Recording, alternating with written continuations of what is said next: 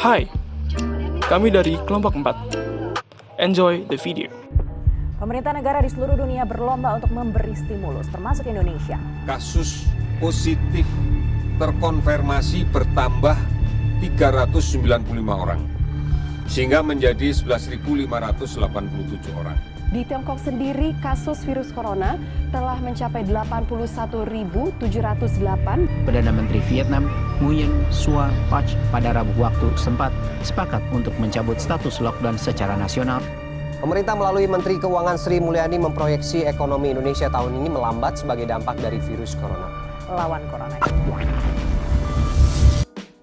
Saat ini dunia sedang diserang oleh wabah coronavirus atau COVID-19. Virus ini juga menyerang Indonesia. Per 6 Mei 2020, di Indonesia sudah teridentifikasi 12.438 orang yang terkena positif corona. 9.226 diantaranya masih dirawat, 895 sudah meninggal, dan 2.317 sudah sembuh. Dampak COVID-19 ke Indonesia sangat memukul sektor usaha mikro kecil dan menengah atau UMKM. Menurut catatan UMKM Crisis Center, sektor UMKM berperan besar bagi ekonomi negara ini. Sektor itu menyerap lebih dari 100 juta tenaga kerja dan berkontribusi sekitar 60% terhadap produk domestik bruto.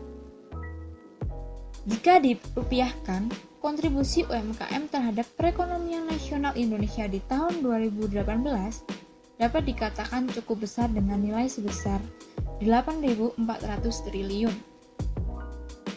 Gejala akan dampak negatif corona terhadap UMKM pelan-pelan mendekati kenyataan. Kementerian Koperasi dan UMKM merilis data aduan sejumlah 1.332 UMKM yang tersebar di 18 provinsi mendapatkan dampak negatif akibat penyebaran virus corona. Dari jumlah tersebut, sekitar 917 UMKM atau 69% mengalami penurunan omset penjualan. Selain itu, sekitar 119 UMKM atau setara dengan 9% mengalami kesulitan distribusi barang produksi.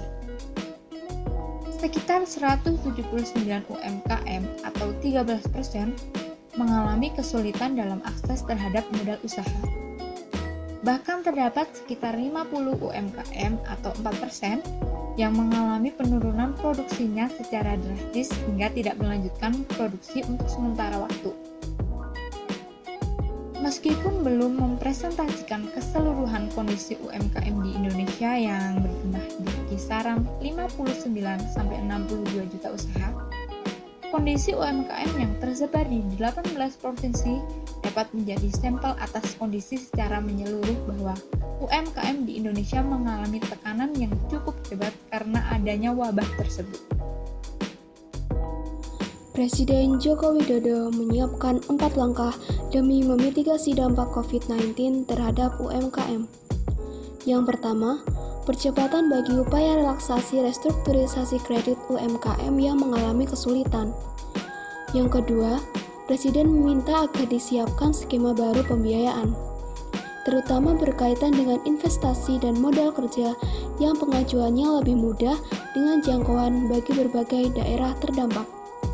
Yang ketiga, memasukkan para pelaku usaha mikro atau masyarakat yang membutuhkan dalam skema bantuan sosial, terutama yang berkaitan dengan paket sembako. Yang keempat, UMKM diberikan peluang terus berproduksi di sektor pertanian dan industri rumah tangga, termasuk warung tradisional sektor makanan, dengan protokol kesehatan yang ketat. Untuk seluruh warga Indonesia, kami menghimbau untuk selalu menaati himbauan pemerintah maupun peraturan pemerintah. Himbauan seperti bekerja di rumah, beribadah di rumah, dan social distancing merupakan himbauan untuk mencegah atau memutus tali persebaran COVID-19. Dan kami juga menghimbau jika masyarakat masih harus berpergian, segeralah menyelesaikan urusan tersebut secepat mungkin dan segera kembali ke rumah. Dan setelah kembali ke rumah, pastikan Anda mencuci tangan Anda selama minimal 20 detik dengan menggunakan sabun. Tujuan dari himbauan-himbauan tadi adalah untuk memutus tali persebaran COVID-19, karena kita tahu persebaran COVID-19 ini telah menjadi pandemi di seluruh dunia yang mengakibatkan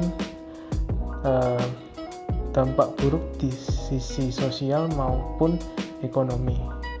Oleh karena itu, sekali lagi kami menghimbau untuk selalu menaati peraturan dan tata cara yang telah disampaikan baik dari pemerintah maupun WHO. Tujuannya adalah untuk memutus tali persebaran COVID-19 sehingga kita dapat beraktivitas seperti sedia kala. So, stay at home, stay safe, and stay healthy.